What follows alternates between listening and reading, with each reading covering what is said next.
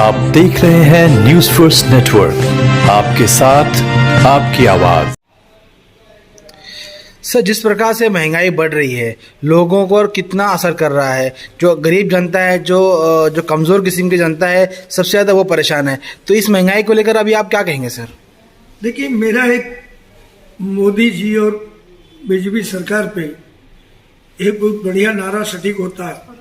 2014 में बहुत हुआ महंगाई की मार, अब की मोदी सरकार।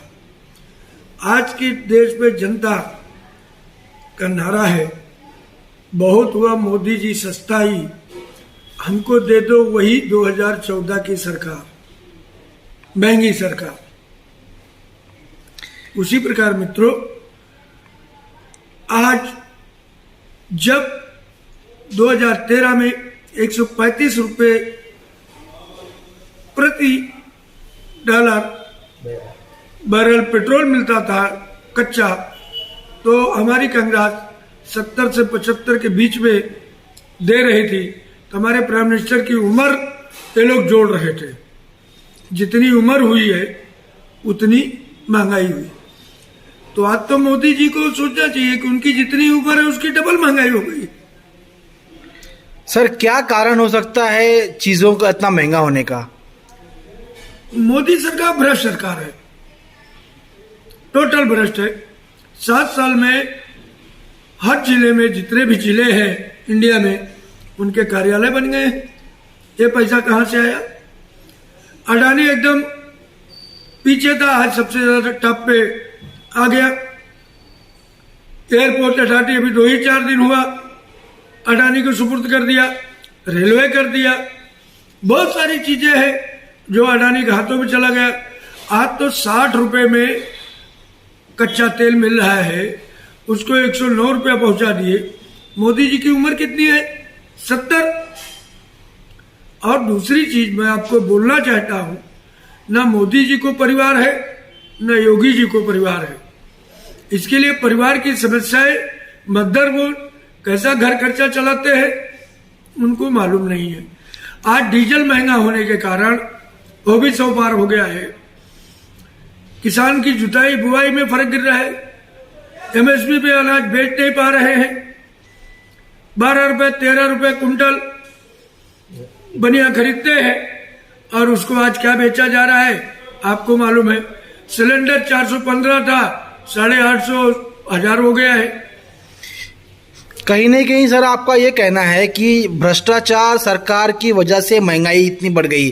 सर, आपकी कांग्रेस पार्टी इस माहौल में, इस दौर में क्या कर रही है लोगों के लिए? हमारी कांग्रेस पार्टी जगह जगह धरना प्रदर्शन कर रही है, पब्लिक को कोरोना काल में सहायता कर रही है। मास्क, सैनिटाइजेशन, राशन इत्यादि वगैरह घर घर मुसीबत में पहुंच रही है।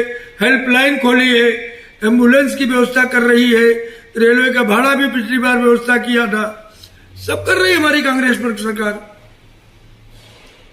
अभी सर, हाल फिलहाल में कोई आपका कार्यक्रम हुआ जो लोगों के हित में हुआ है?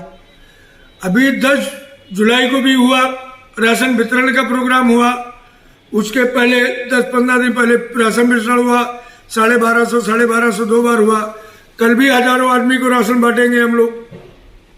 आपने कहा कि अडानी के पास कुछ नहीं था, आज उसके पास क्या है? तो कहीं ना कहीं आपका ये कहना है कि जो सरकार है वो सिर्फ अडानी की सरकार है? देखिए, 2014 पहले अडानी एक मामूली उद्योगपति था। आज वो इंडिया के टॉप मोस्ट उद्योगपतियों में आता है। कहां से आता है? टाटा बिरला तो नहीं बढ़ गए उस हिसाब से।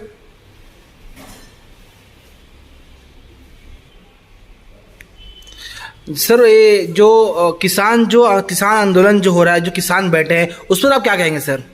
मेरा एक ही कहना है कि मोदी जी बंगाल में प्रचार कर सकते हैं, किसानों से चर्चा क्यों नहीं कर सकते? जब विपक्ष पार्टियां बोल रही है कि भाई इस पे बात कीजिए और किसानों को कुछ मांगे मान कीजिए जिससे किसान जीवित रह सके कोरोना काल में, तो उस पर चर्चा करने को मोदी जी को क्या तकलीफ है? मोदी जी उल्टा बोलते हैं हमने दलित मंत्री बनाया, ओबीसी मंत्री बनाया। अरे दलित ओबीसी हर पार्टी में है, हर पार्टी उनकी सम्मान करती है, लेकिन जो देश के भले के लिए है रक्षा घोटाले में सौदा हुआ है, राफेल में, उस पर चर्चा मांग रही है। तो ये सब चीजों को मोदी जी लुकड़ा करके अपनी रामायण कथा लेके बैठ जाते हैं। संसद चलाने की जवाबदारी सरकार की रहती है, उसका निर्वाह न करते विपक्षियों को घेरते हैं। विपक्ष का काम ही है सरकार के सामने ज्वलंत मुद्दाओं को रखने का। ये तो आज तक परंपरा चली आई है।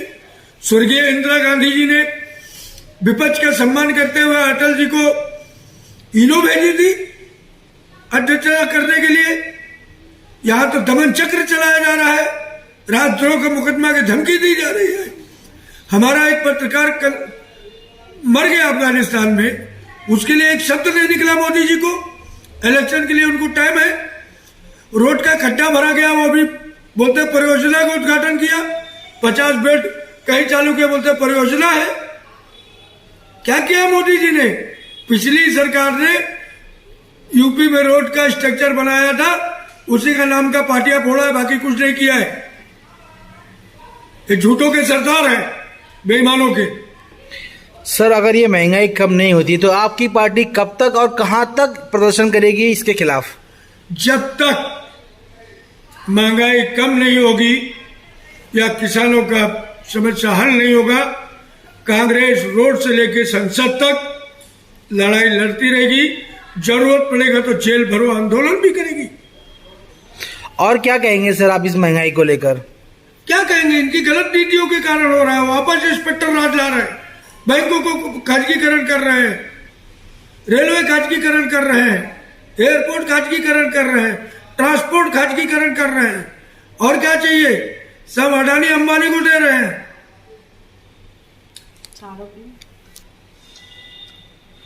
सर आप क्या कहेंगे जो बढ़ती महंगाई है इसको लेकर आप क्या कहेंगे सर? महंगाई के बारे में जो कुछ भी कहा जाए वो कम होगा। जितना प्रधानमंत्री जी, हमारे आदरणीय प्रधानमंत्री जी हैं, भारत देश के चुने हुए प्रधानमंत्री हैं, लेकिन इन्होंने जिस ढंग से देश के सामने अपने रूप को रखा है, शायद यह एक बहुत कठोर निर्णय लेते हैं। लेना चाहिए निर्णय, लेकिन इतना कठोर न हो कि लोग और जनता उससे त्राहि त्राहि करे, त्रस्त में हो जाए। इनका निर्णय जो भी हुआ है, शायद मेरे अनुमान में, मेरे समझ में ऐसा नहीं लगा कि किसी एक आम पब्लिक ने निर्णय लिए हों। चाहे वो नोटबंदी से लेकर के, चाहे वो अपने किसी भी निर्णय पे आ जाए, इन्होंने सबसे पहले नोटबंदी का जो निर्णय लिया उसके ऊपर इन्होंने कुछ जानकारी हासिल नहीं की और ऑर्डर पे ऑर्डर फरमा गए। लोग वहाँ पे त्रस्त में आ गए, लोग परेशान हो गए। तो इनकी एक जन नीति नहीं है, जनहित नीति इन्होंने की इनके पास सामने रखी हुई है। महंगाई के पीछे अगर हम देखें, हमारे कांग्रेस पार्टी के वरिष्ठ नेता, हमारे अध्यक्षा जी श्रीमती सोनिया गांधी जी, हमारे भूतपूर्व अध्यक्ष राहुल गांधी जी, हमारी नेता प्रियंका गांधी जी, इन्होंने जो हम लोगों को, कार्यकर्ताओं को आदेश दिया कि हमें महंगाई के विरुद्ध रोड पे आना है, हम उन आदेशों का पालन करते हुए, अपने नेता का आदेश का पालन करते हुए मैंने यह सोचा कि नहीं, हमारे नेता सही कर रहे हैं, क्योंकि इनकी जो भी नीतियां हैं देश के जनहित में नहीं है, देश के अहित में जा रही हैं। इनका चाहे कोरोना काल का बगल ले लिए जाए, इन्होंने जो भी निर्णय लिया वो देश के हित में नहीं आया। उसके ऊपर भी इन्होंने अपने दमनकारी चक्र को चलाते रह गए। आप सर एक बताइए, आप सरकार से जिस तरह से महंगाई बढ़ रही है तो सरकार को इस वक्त में क्या करना चाहिए, उनके लिए आप कुछ संदेश देंगे? सरकार को सबसे पहले कोरोना काल में जो नीतियां अपना रहे हैं उस पर ब्रेक लगाना चाहिए। पेट्रोल पे इन्होंने जो आज केंद्र का टैक्स लगाया है उसको वापस देना चाहिए। राज्य सरकार भी टैक्स लगाई है, ये चीज़ों को वापस लेना बहुत कंपलसरी है। अगर हमारा ईंधन सस्ता होगा तो हर चीज़ कंट्रोल में आने की संभावना बढ़ जाती है। मूलभूत हमारी जो ईंधन के बिना न किसान चल सकता है न पब्लिक चल सकता है। लेकिन मेरा एक ही में ज्वाइन करना पड़ेगा। हाँ जी सर बोलिए।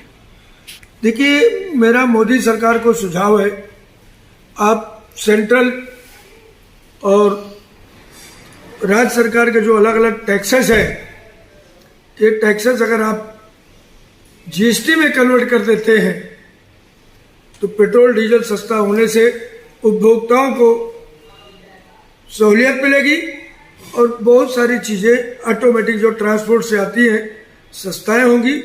और मोदी जी बार बार चिल्लाते हैं कि मैं 5 किलो राशन गरीबों को बांट रहा हूँ, तो मोदी जी सुन लो, कांग्रेस जब तक थी हर परिवार को 30 किलो राशन देती थी गरीबों को फ्री, फिर भी डीजल पेट्रोल नहीं बढ़ा और किसानों ने आत्महत्या इस कदर से धरना प्रदर्शन करके नहीं किया है। मेरा यही, सुधर जाओ या कुर्सी छोड़ दो।